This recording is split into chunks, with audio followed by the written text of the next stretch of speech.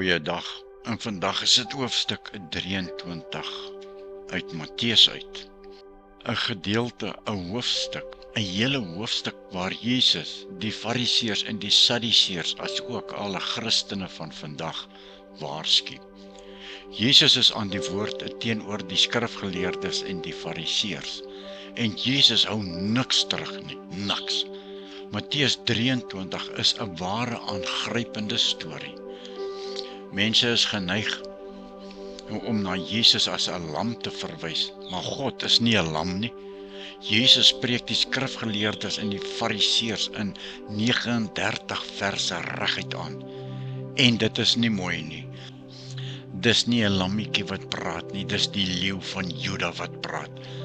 En hy het 'n paar sterk woorde vir hulle en vir ons, as ons dit wil vat. En hy beskuldig hulle van skynheiligheid en verwaarlosing van die gewigtiger sake van die wet. En die sleutelpunte in Matteus 23 vind ons in vers 3, vers 23, 24, 27 en 25 tot 26. Nou kom ons hoor en ons luister na Jesus wat in 39 verse, vers vir vers, die skrifgeleerders en die Fariseërs en almal wat Jesus nie aanneem nie, maar hom ken, dood voor die oë hou oor hulle lering en hulle lewenswyse, wat in vandag se lewe net so waar is. En Jesus waarsku ons en hulle ook vandag ten sterkste om waaksaam na mense te luister wat God se woord verkondig. As jy iets lees van iemand wat jy nie ken nie, of na 'n preek van 'n onbekende persoon luister, dan moet jy krities lees en luister, soos die Jode daar in Berea, in Handelinge 17 vers 10 tot 12. Maar om dit te kan doen, moet jy die Bybel daarom ken, en 'n lewende en 'n persoonlike verhouding met die skrywer van die Bybel hê. Kom ons lees, vers 1. Toe het Jesus die menigte sy disippels toegespreek en gesê: Die skrifgeleerders en die Fariseërs het die gesag om die wet van Moses te vertolk. Julle moet alles doen en onderhou wat hulle vir julle sê, maar hulle voorbeeld moet julle nie navolg nie, want hulle doen self nie wat hulle sê nie. Hulle bind swaar en ondraaglike laste en hulle sit dit op mense se skouers, maar self wil hulle nie 'n vinger verroer om dit te dra nie.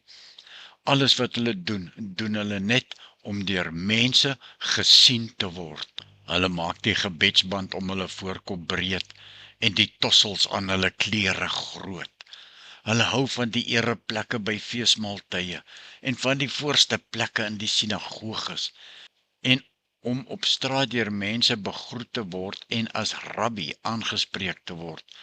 Maar julle moet julle nie 'n rabbi laat noem nie. Net een is julle leermeester en julle is almal broers. Moet niemand hier op die aarde as Vader aanspreek nie, want een is julle Vader, die Vader in die hemel.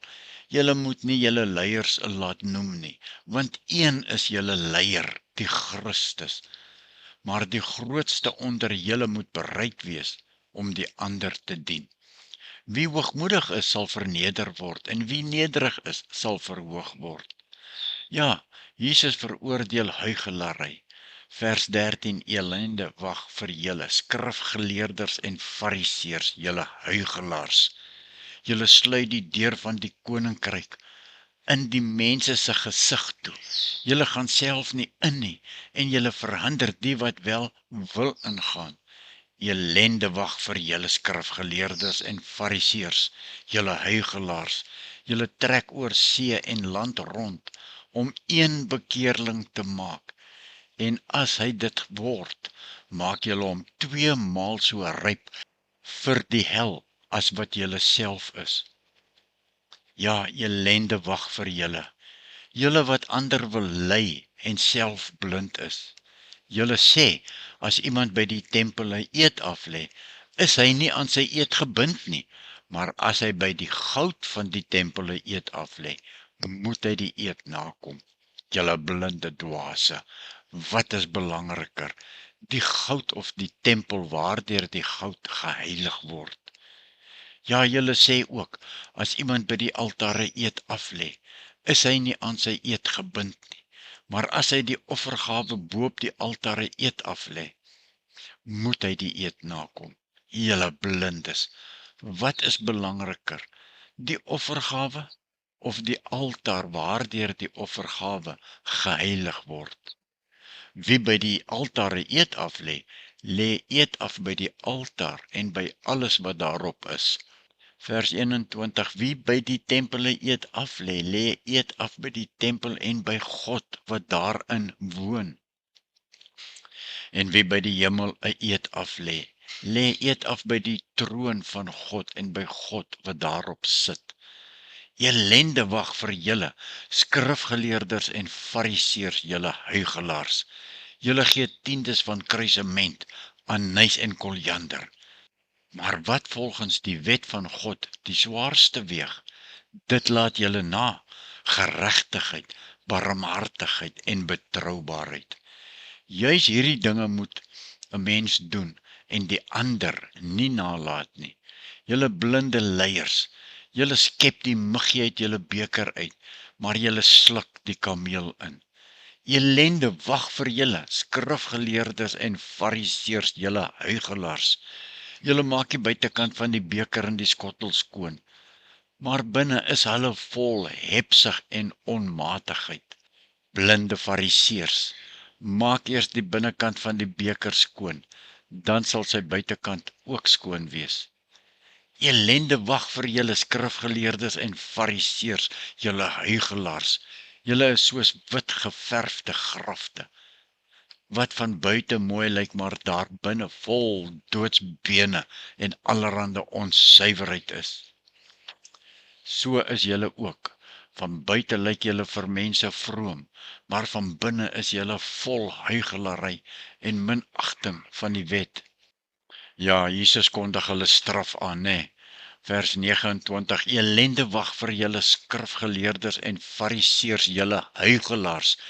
Julle hou die grafte van die profete in stand en versier die gedenktekens van die vromes en julle sê, as ons in die dae van ons voorvaders gelewe het, sou ons nie meer 'n pligtig gewees het aan die vergieting van die bloed van die profete nie. Op die manier erken julle self dat julle nakomelinge is van die moordenaars van die profete. Gaan maar aan, sê Jesus, gaan maar aan, maak klaar wat julle voorvaders begin het, julle slange, julle addergeslag, hoe sal julle ontkom aan die straf in die hel? Luister dus goed, ek stuur profete, wyse manne en leraars na julle toe. Julle sal party van hulle doodmaak en kruisig, en party in julle sinagoges gesel, en hulle van die een dorp na die ander vervolg. So sal julle verantwoordelik wees vir die bloed van al die vromes wat op aarde uitgestort is. Van die bloed van die onskuldige Abel af tot by die bloed van Sagaria, seun van Berekia, vir wie julle tussen die tempel en die altaar vermoor het. Dit verseker ek julle, die straf vir al hierdie dinge sal op die mense van vandag neerkom. En ons sluit af met vers 37 tot 39. En dit handel oor die klag van Jerusalem.